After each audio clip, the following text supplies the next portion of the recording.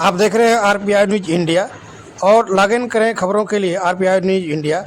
आइए एक खास रिपोर्ट संवाददाता बलिया ईश्वर चंद की। सबसे पहले मैं आपका परिचय जानना चाहूँगा।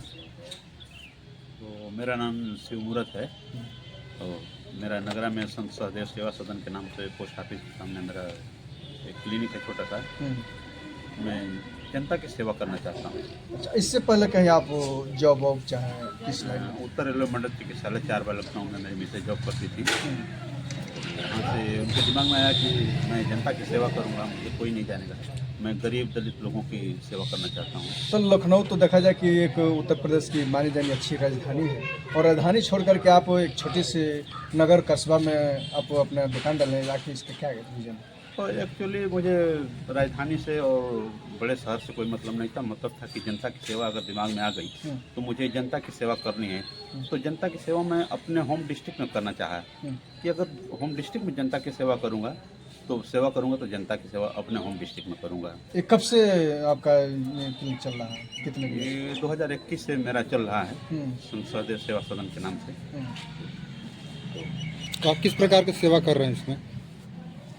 इसमें हमारे पास जो भी लोग आते हैं गरीब टाइप के ही लोग आते हैं और जिस टाइप से मुझे कहते हैं कम पैसे में सेवा कर देता हूँ, फ्री में भी सेवा कर देता हूँ। और सैटरडे वाले दिन मैं संत सहदेव सेवा आश्रम का सूत्रों द्वारा सूचना मिला है कि आप शनिवार को निःशुल्क जांच और ट्रीटमेंट से करना चाहते हैं।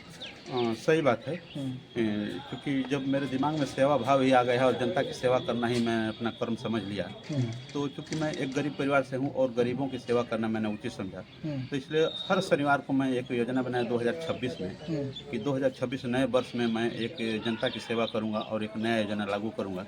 तो सैटरडे के दिन महीने में 4 शनिवार पड़ते हैं, मैं 4 शनिवार के दिन हर तरह की जाँच मैं फ्री लिखता हूँ, उसका खर्च मैं खुद वहन करता तो हूँ। महीने में एक शनिवार को या 4 शनिवार को? मैं 4 शनिवार को, चाहे 4 शनिवार पड़े या 5 शनिवार पड़े, हर शनिवार को मैं जांच फ्री रखता हूँ। मतलब एवरी सैटरडे को मतलब फ्री? हाँ, प्रत्येक सैटरडे को मैं। तो आपके दिमाग में कैसे सोच आया कि नहीं इस तरह का भी एक व्यवस्था करना चाहिए हर शनिवार को? एक्चुअली मैं गरीब परिवार से हूँ और मेरे पास जो भी आता है गरीब ही आता है, तो ऐसे भी लोग कहते हैं कि डॉक्टर साहब कुछ फ्री कर दीजिए, कुछ कम पैसा ले लीजिए।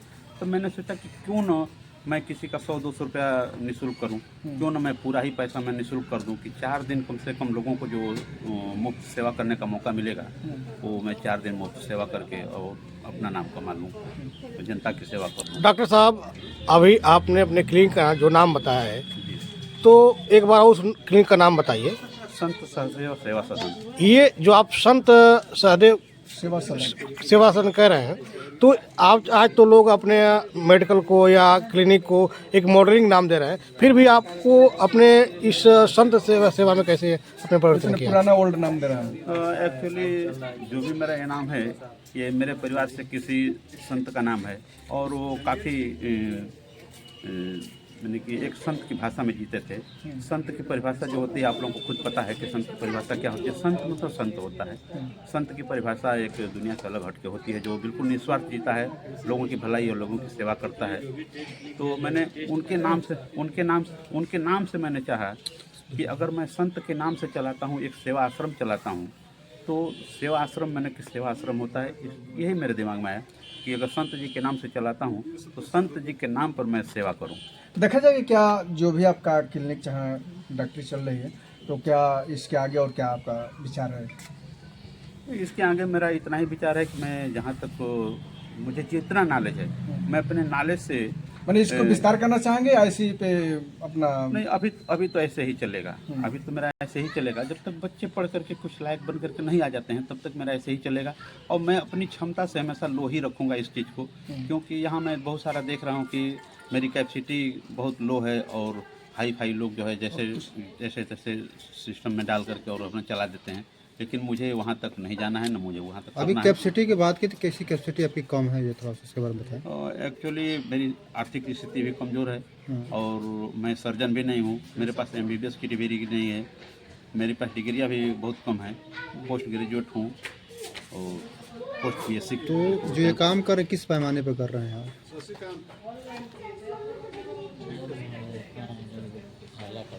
ये तो मैं जन सेवा के ही पैमाने पर काम कर रहा हूँ। कोई फायदा नहीं कि मैं क्या करूँ ना हूँ। मैं एक जन सेवा चलाता हूँ, मैं जन सेवा के ही तौर पर काम करता हूँ, जनता की सेवा करता हूँ। देखा जाए कि 9 वर्ष का अभी जो पर्व चल रहा है, वर्तमान बीता भी है और चल भी रहा है, तो इस पर्व पे शुभ अवसर पे अपने क्षेत्रवासियों के लिए, अपने नगरवासियों के लिए, इस नगरा के नगर पंचायत के लोगों के लिए क्या कहना चाहेंगे, शुभकामना संदेश देंगे? मैं नगरा के लोगों के लिए यही कहना चाहूँगा, जो भी मेरे पास एक छोटी मोटी सेवा है, जनता की सेवा है, आप लोग मेरे पास आइए और इस सेवा का लाभ उठाइए। और मैं आप लोगों का आभारी हूँ कि आप लोग, मैं जो भी कुछ आप लोगों को एक छोटा मोटा सेवा दे रहा हूँ, उस सेवा को उससे हम अभी ठंड का मौसम है, जी। जो लोग हैं, बच्चे बूढ़े या और लोग, उनको इस ठंड से किस प्रकार से रहना चाहिए, इसके विषय में आप क्या कहना चाहते हैं? ठंड के मौसम में तो, इस ठंड का मौसम है तो ये सबको पता है कि भाई गर्म कपड़े पहने, जूते मोजे पहने, टोपी पहने, बच्चों को ठंड से बचा के रखें और जितना भी हो सके मास्क लगा करके रखें, या बच्चों को थोड़ा मोड़ा अगर थोड़ी भी दिक्कत होती है उनको सब करके आप रखें। ठीक, इस जानकारी के लिए बहुत बहुत धन्यवाद।